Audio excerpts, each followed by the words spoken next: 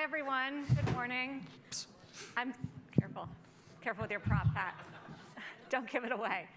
That's Pat Gelsinger. He's the CEO of Intel, joined with Senator Rob Portman from Ohio. I'm Sarah Eisen from CNBC. We're all thrilled to be here at the Aspen Ideas Festival, having what I think is the most timely conversation of them all, which is about chips and semiconductors, because I think a lot of people don't realize it touches them in many, many different ways. We're sort of in an acute shortage situation, and these two gentlemen were just in the bathroom for a long time. I was trying to figure out if you guys were negotiating the final CHIPS Act, because there's a lot of drama around this legislation, and I just want to set the scene.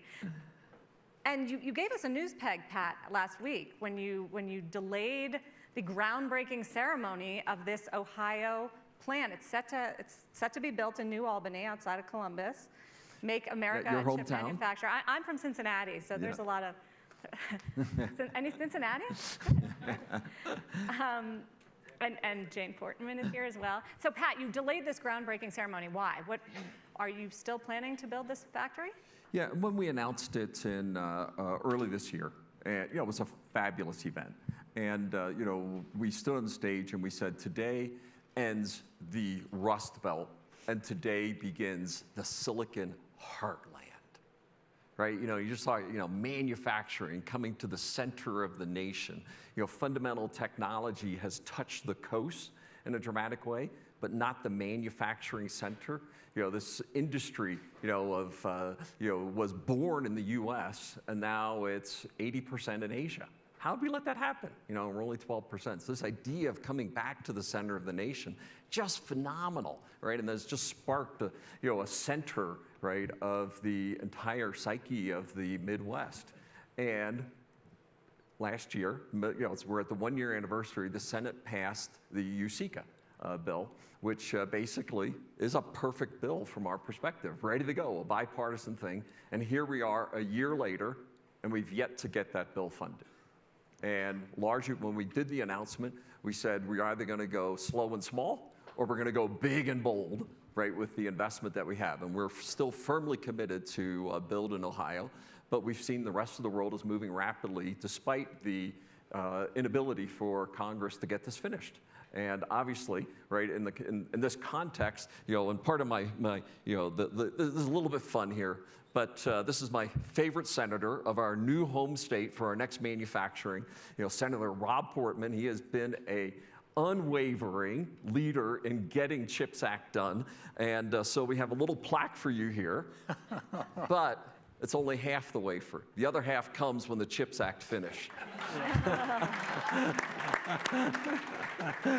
So, Senator Portman, when are you going to get the other half of that thing?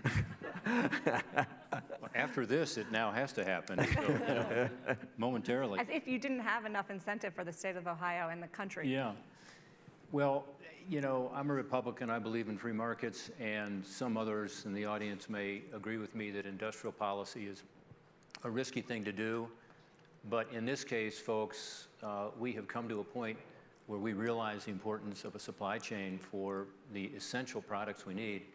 And probably the most essential one is semiconductors. Who has tried to buy a car in the last year? Please raise your hand. Can't get them. Keep your hand up if you were frustrated by trying to buy a car. Okay. The reason you can't get your car is because there's not enough semiconductors being produced. Think about washing machines, think about electronics, and then think about our military. And our qualitative advantage in our military is really about technology, right? Nothing more important than semiconductors. We make tanks in Ohio, semiconductors.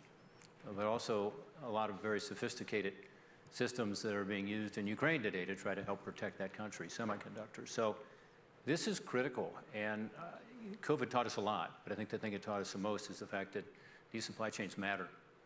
So I have taken a strong position on this, working with my colleagues on both sides of the aisle, and Pat has been very frank with us as to what the reality is. In Germany right now, they are offering euros, on the table for semiconductor fabs, the manufacturing facilities. China is offering big-time funding, $150 billion over the next decade at least, and it's really much more than that when you look at the way they subsidize it. South Korea, same thing. Taiwan, of course, is already big in the business, but they subsidize theirs. 90% of the high-end semiconductors produced in the world are made in Taiwan. I was there recently, in part because of that, talking to them. Obviously, Taiwan is in a perilous situation right now vis-a-vis China. So this is a real issue that affects us already and will affect us even more in the future. Pat mentioned the 12% number. Just to put that in context, 30 years ago, 37% of the semiconductors in the world were made in the United States, including a lot of high-end. Today, it's 12% and going the wrong way, and it tends not to be the high-end semiconductor. So this is why the circle must be completed. We have to get this done. And I was complaining to Sarah, who, by the way, CNBC has done a great job talking about the broader issue of supply chain as it affects all of us. But I complained to her that I didn't get to go to any of my sessions this morning because I spent all day on the phone with my colleagues, my wonderful colleagues, talking about how to get this legislation done, which is currently in conference between the House and the Senate. The Senate did pass it over a year ago in March of last year. It was a very good bipartisan bill. Every Democrat supported it. 19 Republicans supported it, including me. Unfortunately, since that time, the House has been adding stuff to it that is not going to be acceptable to those 19 Republicans. So that's where we are, frankly, in terms of the dynamics of this. The House bill passed after 11 months, a few months ago, and now we're in this conference between the House and the Senate. And so this is timely. And we're at game time right now. Finish this before the August recess. You think that can happen, Senator Portman? Well, yes, it has to. If it doesn't, then it probably gets put off. Some think it could happen in some other vehicle later this year. I'm skeptical. After the midterms? After the midterms, it'd be hard to do it in a lame duck session, I think. For those of you who follow politics closely, you've probably noticed that it's a little more partisan these days. And so I think it's going to be even harder, particularly if the House thinks they're going to get the majority or the Senate thinks they're going to get the majority, Republican majority. It makes it a little more difficult. Republicans aren't going to give Democrats that win of getting it done before the midterms, are they? Well, we'll see. I view this as an American win. As a Republican, I think it is absolutely essential we get this done. And by the way, our imprint is on it heavily. It's a Republican and a Democratic bill. We did negotiate it with the White House, the Senate version, and the White House is in the mix. But as is the case with the infrastructure bill, which we'll be talking about later today, we got to view these as American projects. So Pat, why do you say time is of the essence here? Because it's not like you get the money and the subsidies and then overnight America's a semiconductor manufacturing hub, right? This is going to take a while. Well, right now the world and us, right, Intel are looking at this and saying, is Congress going to get it done, right? And if the appropriations are done, then the money is going to be in the bank, right? And it is a huge signal to the world. Just yesterday, Global Wafers made an announcement about a Texas facility for $5 billion, and they said if CHIPS Act passed. We know, and I've talked to most of the major CEOs around the world. They're saying, that Ohio project, that looks pretty attractive. Maybe we need to come as well. The supply chain is looking at us and saying, ASML, the big Dutch company, where do we build our next manufacturing location? We think it should be in the U.S. Is U.S. going to act on CHIPS Act? The Asians all believe they need to put more manufacturing in the U.S. They're waiting to see this occur. So at this point, I view it as a domino effect of a clear signal to the rest of the world. And our project, why did I announce a delay? I hate the idea of announcing a delay, right? I am not a delay guy, right? I am an urgency. We at Intel carry this word around now, torrid. We're going to have a torrid pace, right, of decision making and moving rapidly. So the idea of delaying a ceremonial announcement, this sucks. Right? It's just, at the core of it. But why? Is it working? Do you feel that it's working based on your conversations with I think everybody saw the announcement of our delay last week and sort of saying, we really, and I mean, that's exactly what we did. We said, we're ready to move forward rapidly as soon as the CHIPS Act gets done. And as I've, said broadly, hey, CHIPS Act done, we're going to do the announcement, in T+60. Within 60 days of getting this done, we'll do the groundbreaking, shovels in ground, and we'll get underway. It is a huge signal to the industry, to the tech community, and to the world that the U.S. is serious about building this industry back on American soil. But here's what I don't understand. How much revenue did you do at Intel last year? Like 200? 75. $75 billion. Yeah. So why do you need $20 billion in subsidies from the US government to build a factory? So the way the CHIPS Act is designed, it's $52 billion, $12 billion of it's associated with long-term R&D for long-term leadership, $40 billion of it's associated with manufacturing incentives. A major new manufacturing facility is about $10 billion per fab. If I was building that fab in Korea, China, Taiwan, Germany, Spain, India, or other countries that have come forward, they said they'll subsidize it anywhere up to 30 to 50%, or up to 70% in China. $10 billion with a 30-ish% offset. These are real dollars. Right? It is not economically viable for us to compete in the world market, right, if everyone else that we're competing with is seeing 30 to 50% lower cost structures, right, in the world. That's, we're not competing with, right, TSMC or Samsung. We're competing with Taiwan, Japan, or Korea, right, at this point. And Sarah, under the legislation, the amount for any one fab or one company is limited. So there's a cap of $3 billion. It's a lot of money, but it's not 20 or 52. Yeah. So what it 20 does, is how much it costs for you to make the factory. That's what we committed to in Yeah. Ohio, was 2 fab modules at $20 billion. And our objective would be is that $3 billion per fab, or $6 billion for that project. From the government. And that makes us approximately competitive with the other regions of the world. And that's exactly what we're asking for. The US must compete. The Congress never voted to get rid of this industry.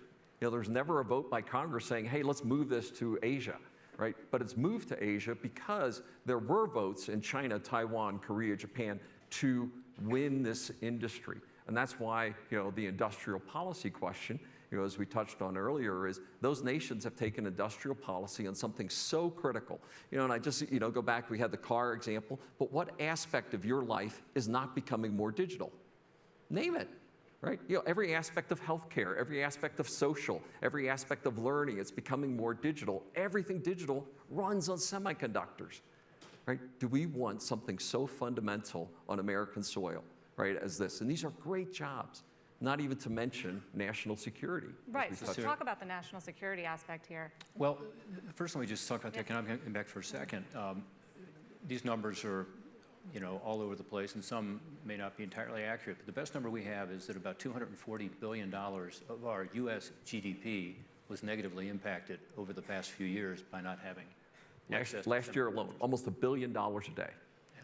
So this is a big deal for our national security, but it's also a big deal for our economy, and it is because we have an increasingly digitized economy, and semiconductors are in everything. In terms of national security, we've had lots of sessions on this. Some have been in a classified setting, and I won't get into those except to say the summary is pretty simple. I mentioned qualitative advantage earlier. Other countries in the world, particularly China, are focusing their military spending a lot on technology. So it's artificial intelligence, it is semiconductors, and it is using the best technology to be able to have the edge, and so that other countries are intimidated. And you can see what's happening in the Indo-Pacific region right now. That's certainly happening. Russia's a little different example, as we see. It's sort of brute force, sadly. But this is a big deal for our ability to keep the peace. In my view, having a military that is second to none is critical for the United States to be able to play this unique role that we've played since World War II, which is to help ensure that, countries don't overstep. Now, again, Russia, Ukraine, we have a bad example of that, but that is the one exception in almost 80 years in the continent of Europe. So it's really important that we not lose our qualitative edge, and that requires us to be able to produce some of this here. We're not going to produce all the semiconductors here. Even if Pat is wildly successful, which I think he will be because he's coming to Ohio, the Buckeye State, heartland, as you said, the Silicon Heartland. If he were to go from a $20 billion investment to a larger investment, say $100 billion that he's talked about with not just me, but with the public at some point, and other investments come, including Samsung talking about an investment in Texas, others talking about an investment in Arizona, including Pat and Intel, we still are not going to be at 50%. Pat can speak these numbers more accurately than I can, but we're not going to be at 12%, and we're going to have more of the high end. and our military is extremely interested in that. If you don't, Is that fair, 50%? Yeah, If everything and goes you know, right? we've said, you know, that the Western, US and EU goal should be 50%. Today, US and Europe are 20%. Remember, we used to be 80% between US and Europe. And we designed all these things. Yeah, we invented this industry. You know, this was DARPA money that helped create, you know, the semiconductor industry, and we've allowed it to drift 80% to Asia. And we said by the end of the decade, a moonshot goal should be 50-50, 30% in the US from 12 to 30, and from 8% to 20% in Europe. So 50%, you know, Western countries, allied countries, and 50% in Asia. That's a balanced, more resilient supply chain for something fundamental. And I say where the oil reserves have been for the last 5 decades has defined geopolitics. Where the fabs are for the next 5 decades is more important, because every aspect is moving from, right, you know, energies to technologies. This is the future, right, of geopolitics as well as our economy and national security. So the stakes are incredibly high. What if Congress can't get it done, Pat? Does that mean you don't build these plants in the United States? You know, we clearly would be biased. You know, economically, I can't compete. Right? We go, you know, it's not that we're looking for handouts, we're looking for competitive investments to allow us to have competition in the world. And we've announced our site in Germany, and you know, we've clearly followed that. We want to go first and bigger in Ohio, but we'd end up most likely investing a lot more in Europe as a result. Right? And you know, as I joke, and I don't know how many Europeans we might have in the audience, but this complex member socialist 27, you know, union has moved faster than the U.S. has. You know, they started the European Chips Act a year later, and they are now ahead of the U.S. by a solid 6 months on their provisioning and availability of funds. You know, just by the economics. And you know, I went to Wall Street and I said, I'm going to go free cash flow negative as a company for the first time in over 3 decades.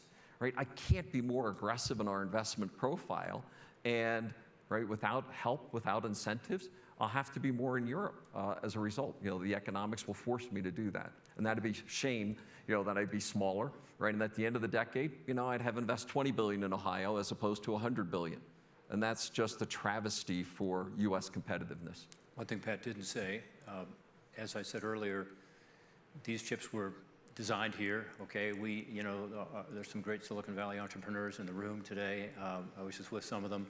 We did it. I mean, this was our technology. Some of you know about the wafer technology, the silicon wafer technology early on, and so on. So this was an American pioneering effort that has now helped the world.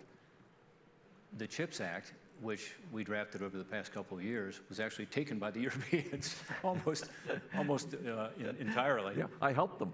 Yeah, so it was our idea, you know, and we designed it in a way that we think it is consistent with the free market and consistent with providing incentives, but not a handout, as Pat said, and to keep us competitive, but also to keep that competitive edge, and not to, again, have 100% of the production being in the United States, but to have enough so that we have the ability to have national security strength and economic strength that comes with it. It all sounds a little protectionist. I know that's a bad word, and especially as someone who is a trade rep, and you know, you're a free trader, right? Would you say that? I don't know. Today that might mean Balanced something different. trade as well. But it is the whole idea that we are onshoring supply chains now for our national security and our competitiveness economically is a little protectionist, and it's different from the globalization that we've experienced over the last few decades. And I wonder, Senator Portman, if that's how you see the world going.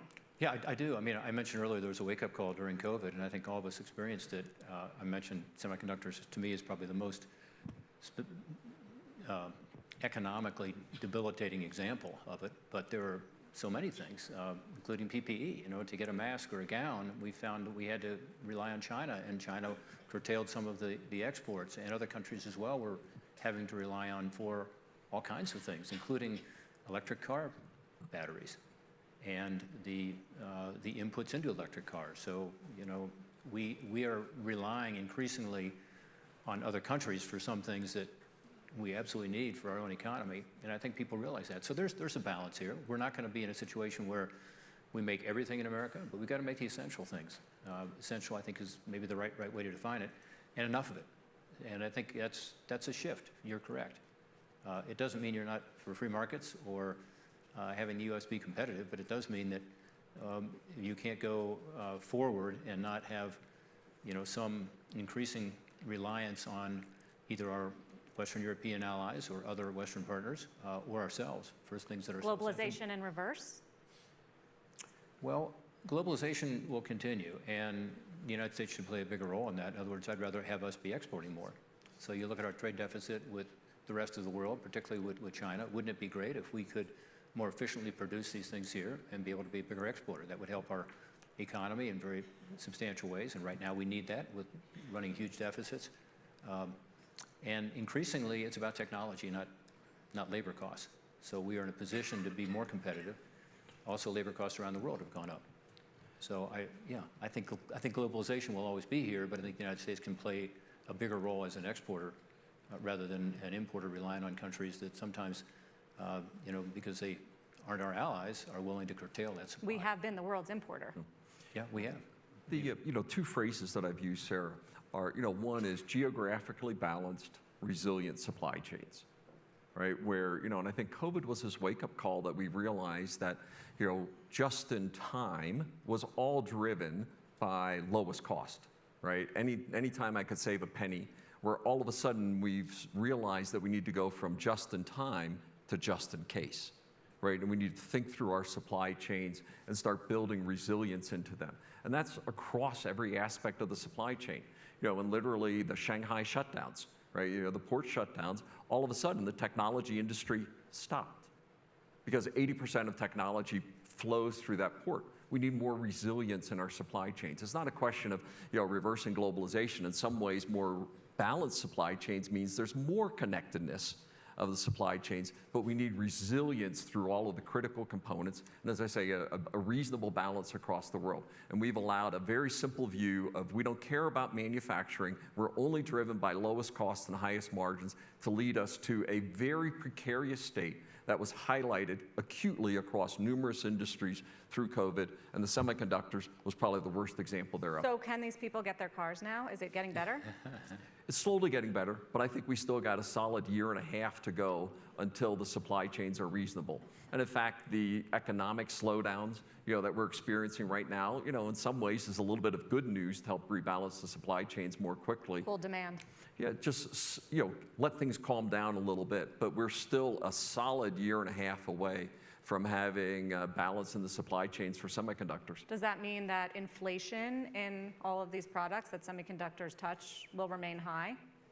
Yeah, I believe that there will be continued inflation and price rises as people are addressing that. Obviously, reflation, a slowing, tightening of economic policy will have implications across the supply chain, but everything has risen in prices, including all of my equipment, all of my suppliers, those that are being passed through into prices. I think we have several quarters to go until we've started to bring a more economically favorable environment as well. Is that President Biden's fault? Well, inflation is driven by two things. One is increasing demand, and coming out of the pandemic, we had enormous demand. And I recall just before the March passage of last year of this huge package, the $1.9 trillion package, which stimulated the economy so much, the outside economic analysis and the inside ones at the Congressional Budget Office, nonpartisan, were all saying we're going to go back to our pre-COVID levels within the first 3 or 4 months of this year.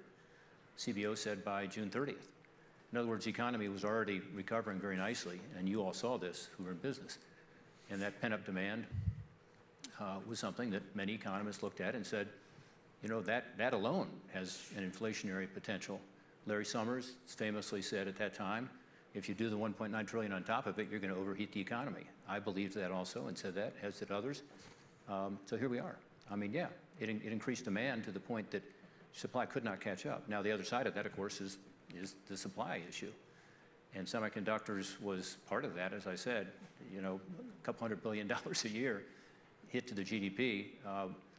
But it wasn't just about semiconductors. It was about supply chains being affected by COVID. Some of the factory shutdowns overseas and an increasingly globalized country was part of it. A decision by the Biden administration, in my view, on the energy front was also misguided because it gave energy investors the strong sense that they wanted to stifle the production of fossil fuels. And by the way, they were very open about it in the campaign and in the first days of the administration. Shutting off Keystone XL pipeline after billions of dollars of investment is an example. If you were an investor in that, you probably thought, wow, the rug got put off under here by a government policy. Am I going to make another investment? And so, yeah, we are now trying to catch up with that on the supply side. And obviously, energy drives a lot of it because energy is in everything. And so it's the freight, it's cost. It's not just the price at the pump at $5 a gallon. So yeah, we got to get the supply back too. Demand is starting to dampen, and as Pat said, that'll have some impacts that'll be helpful in terms of inflation, but it's painful. It's going to be very painful for the people I represent, particularly working families who can't afford it. And the Fed has a role, but it's a limited role in my view, which is to raise interest rates, and they're doing it, but they're not doing it as aggressive as we've done in the past. So I agree with Pat. I think inflation is here for a while, both because you think the Fed should be more aggressive? Well, I'm just saying if you look at what they have done as compared to what we did during 08, 09, or back in 81, 82, it is less aggressive. And so we'll see. I mean, I do think the fiscal side is important too. And that's deregulating more pro-growth policies. I think the semiconductor issue is a big deal. We're talking about creating in Ohio alone 10,000 new jobs because of this one initial investment, 3,000 full-time jobs over time, $135,000 a year on average. That's good for the economy. The infrastructure bill is counterinflationary because you're producing long-term capital assets. It makes our economy more efficient, therefore more productive. That's what we've got to do. We've got to increase productivity. On the supply side, we've got a lot of work to do from a policy point of view, in my view. Fed can't create semiconductors, I guess. Yeah, and I'd also point out that I mean that's the U.S. perspective, but you also have the two other major economies, right? Headed to troubled waters as well, right? Between China's slowdowns and their continued lockdowns, and then the Europeans dealing with fuel prices, Ukrainian situation. So all three major economies are fighting meaningful issues right now. So I do think it's even though we have an extraordinary job market, right? And continue to see enormous efforts in terms of catching up to demand. You have all three major economies with headwinds associated with it. Yeah, it's stormy out there. So just to digress a little bit, but while we have you here, is this going to cost President Biden the midterms and the next election? Well, I'm not very good at predicting elections. I'm not sure that with all the issues swirling out there that you can point to any one. But I will tell you, if you look at the polling data and you talk to people, inflation is by far the top issue right now. And that's despite the Supreme Court decisions of late. It's despite people being concerned about what's going on in Ukraine. It's despite even what's going on in the border or what's going on in terms of crime in your communities. It's inflation in the economy, by far the #1 issue. And my prediction would be that, unfortunately, inflation remains high. So, on an annualized basis, if you have, when you include energy and food, which you should, inflation, pushing 8, 9%, yeah, I think it's going to be a tough midterm for the party in power. You don't think Roe v. Wade, I know you came out with a statement in support of the Supreme Court's decision. Do you think that changes anything? Yeah, I think it will. It'll change something. I can't tell you exactly how. Strong views on both sides of that, as you know, and people will vote on that basis. But again, if you look at the data, even since the court case came out as to where people, believe their vote is going to be affected by an issue, it's inflation in the economy by far #1. And, in the top 5, abortion doesn't appear. Now, it doesn't mean it's not a strongly held view and that people will vote on that basis, but we'll see. We'll see. And then there's China. Pat, what if China decides to invade Taiwan? What happens to your industry?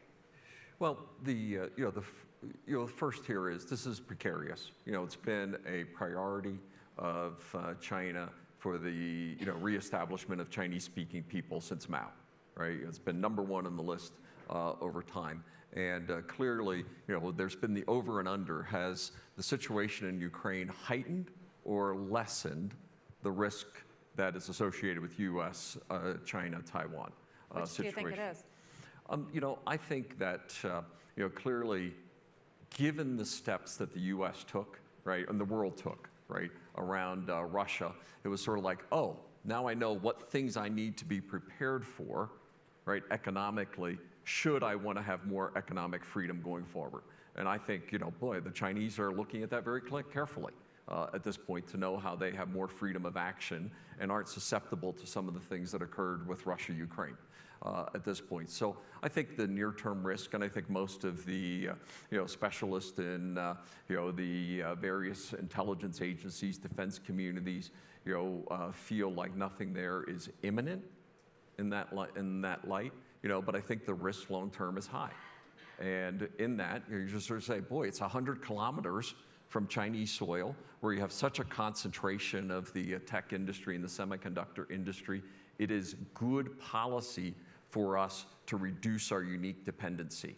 As I like to say, if in fact you have a high unique dependency, if you are acutely dependent on something, a small issue must be responded to strongly. If you have a small dependence on something, a small issue can stay a small issue. So, as I talk to my team, right, it's like it's just good policy, right, for us to have more geographically balanced supply chains. And then small issues can stay small issues, and we don't have to, right, escalate unnecessarily. So, as I talk to the teams at Intel, it's like, well, I don't think our job is world peace, but maybe it is, right? Because I think, in fact, if we do what we're talking about here, going back to the beginning of it, we allow good geopolitics to emerge over time. Because right now, this is so critical to every aspect of our industry. We couldn't suffer the minus provocation, right, in China-Taiwan relationships. We'd have to respond, right, at that point. Let's just get to the point that we can let good politics manage over time. What is it? What did he say? 90% of advanced semiconductor manufacturing happening in the country of Taiwan. Mm-hmm. So can China just, I don't know, annex Taiwan Semiconductor? What would we do as a country? As Pat will tell you, they've been trying, not physically with kinetic, military activity, but they've been trying to take whatever they can, and they've actually paid scientists, researchers from Taiwan to go to China to try to recreate the Taiwanese miracle, which it really is. They've not been successful yet, we do not believe. China makes a lot of chips, but they tend to be lower end and mid-range. And there's actually some Taiwanese companies that have moved to China, but not with their high-end product. So far, so good. My view is that will not continue. That China will figure it out, just as they have come to this country with their science programs, and they've identified some of the most promising researchers in America and the best research, and they have taken it back to China, which is one of the issues we're trying to address actually in this legislation that's before Congress right now. So I think they will get there, and that's a concern. In the meantime, yeah, I mean, it would be, it makes Taiwan both a more valuable country, but also a country more worthy of protecting. And I will say the Australians, the Japanese, and others have said some pretty interesting things recently about the interest in keeping the peace in the Taiwan Straits as well. So it's not just us, and that's helpful. Yeah. And hopefully China is hearing that. And going back to the beginning of this, obviously this acute dependency on leading technologies, our objective would be is that 50% of that's on the U.S. soil by the end of the decade. So a huge swing in the leading edge technologies as part of this overall CHIPS Act. Yeah, as what we're trying to achieve going forward. So, and that's part of CHIPS that doesn't get as much attention. You mentioned earlier the research funding, but what we're trying to do through American taxpayer-paid research is to help put us in a position where that next generation of high-end chips are not just made here, but are also, the research is done here and protected here. And so the National Institute of Health, or the DOE folks, or the National Science Foundation, where we're putting a lot of funding, they're going to be playing a role here under CHIPS by getting additional funding for basic research. Do we use Chinese chips here, like in our phones and our electronics? Do we need to be worried about that? And this came about during Huawei when it got banned by the Trump administration. But what do we need to know about our privacy and our access? Generally, most of our components are Taiwan and Korea. That we use today. So the unique dependency on Chinese components today is not that high, right, by the American industry. That said, which is the fastest growing country in the world for semiconductor manufacturing? China. China, right? They're now a third of the world's manufacturing capacity for semiconductors is in China. 50% of all semiconductors go through China. Half of that 50% being manufactured through China, half of it being consumed in China. It's the largest market, right, and the fastest growing market in the world for semiconductors. So, that risk, and that's why I say this is such a pivotal moment in history that if we don't act now, right, President Xi, how many PlayStations can we have under the Christmas tree next year? How many F-35s can we put in the air next year? Right, it is that critical, right, and particularly as you consider the implications of, Taiwan. So that's why we're just so passionate. Now is the time to act, right? The industry is ready to make a fundamental move. Please don't dither in Congress, over petty partisanship. This is something of central role for American competitiveness and American economy and good long-term politics and geopolitics. I want to open it up because we've got a great crowd here, and I think we have some folks with microphones and some hands up here in the front. If you could just identify yourself. There's a couple over there. And we'll get to some questions. Good afternoon. Thank you very much. Gordon Siegel from Chicago. What are the issues that the House is debating that's not letting this go forward? What are the Democratic issues that they're coming up with, and why is that forestalling this legislation? Gordon, thanks. There's a long list. There are about 20 issues that they have added that are objectionable to Republicans. Only one Republican in the House supported the legislation that came back from the House, whereas, again, 19 Republicans supported the bipartisan legislation in the Senate, and all Democrats. Probably the most difficult issue, not to negotiate in public, but we will, is trade. There's a trade title in the Senate bill that was expanded dramatically by the House, and one thing they added was something called trade adjustment assistance expansion and extension. So trade adjustment assistance is when workers are affected by trade, the federal government steps in and provides some help, mostly for worker retraining.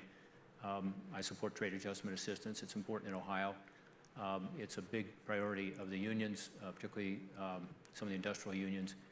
And what the House did was extend it, but also expand it substantially, dramatically, I would say, in ways that are inappropriate, creating a new entitlement. As an example, government workers would now be eligible for trade adjustment assistance. I can't quite make that logic work, but instead of steel workers, it would be government workers. And as you know, that's increasingly where unions have been successful, is on the government side. So that's an example of something where there will be no House Republican support for that, although one person voted for it because I think he liked the CHIPS part, and there will be zero Senate Republican support for it. So it means that you would lose at least 10 Republicans, which means that you can't pass the bill because you have to have 60 to pass it, right?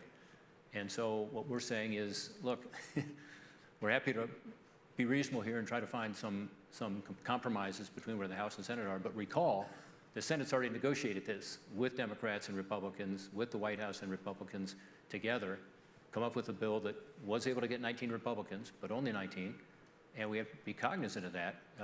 And then 11 months later, the House comes back with a bill that's very different. And that's an example of something that we're working on right now as we talk, to try to say, can we come up with ways to move this forward without adding a lot of new stuff that in this case, would create a big new entitlement that doesn't make sense.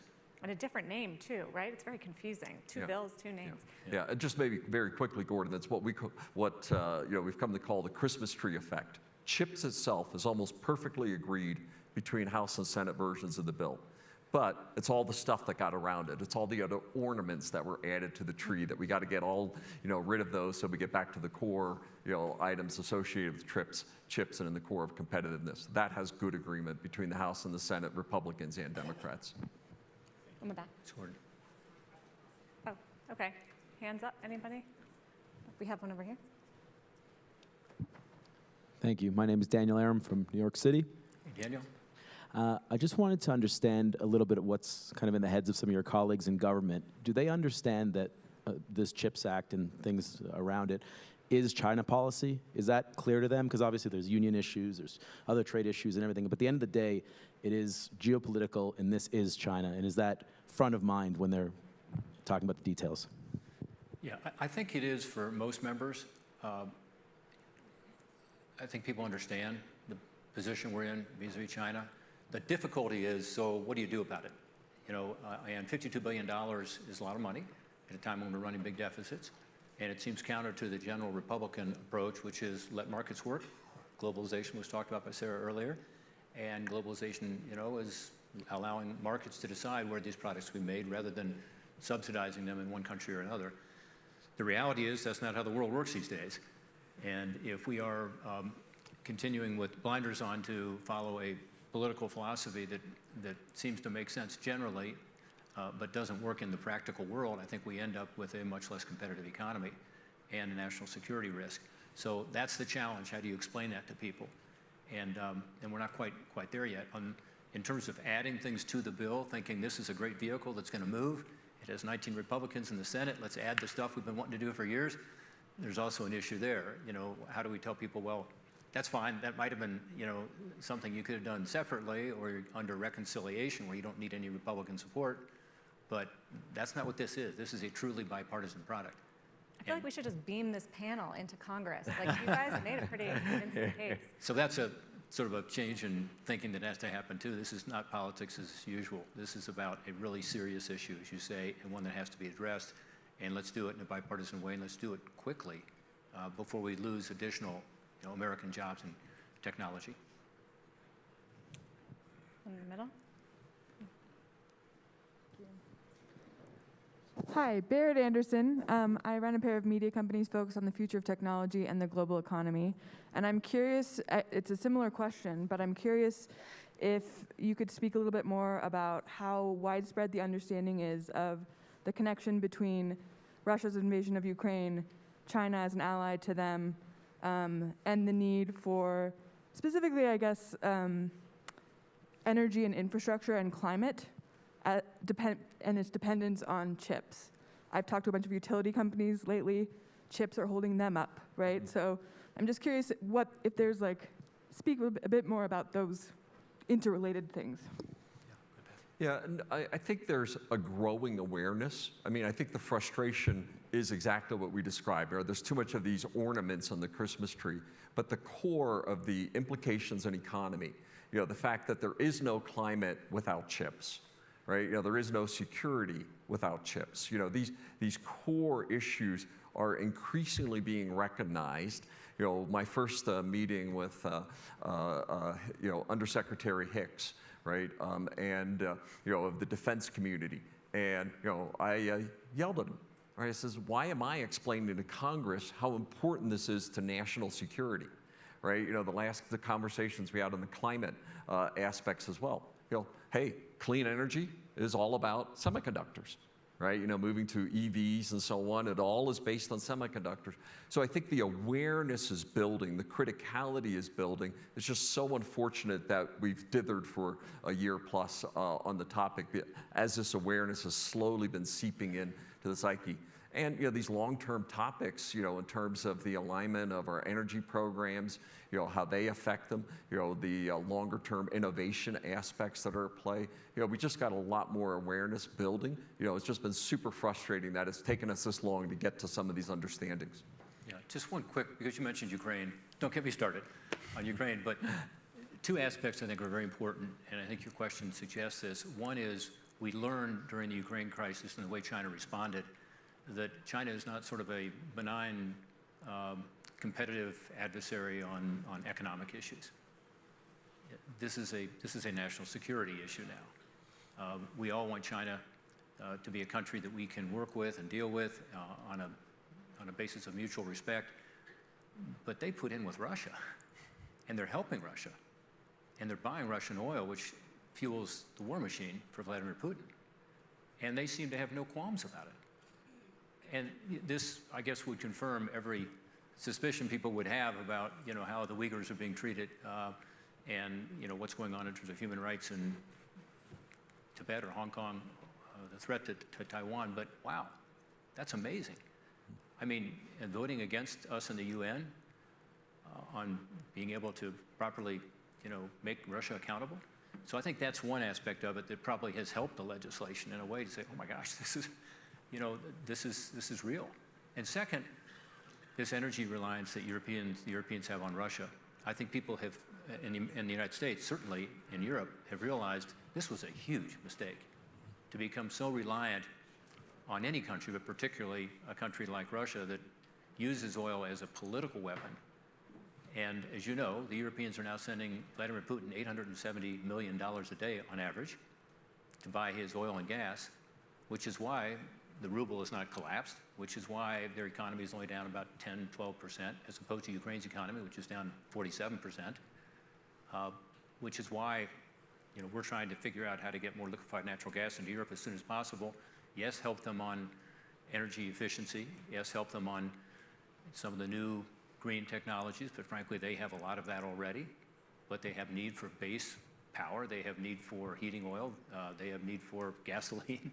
And so I think this has been helpful, too, to focus people's attention on the reality of globalization, as Sarah said earlier, which is when you become too reliant on countries that you cannot rely on and cannot trust and don't have your best interests in mind, it is incredibly damaging to, again, the citizens of Europe right now who are paying huge amounts for energy, and yet they're still providing all this help to Russia to be able to attack their peaceful neighbor, Ukraine, in a way that is unprovoked, illegal, and barbaric.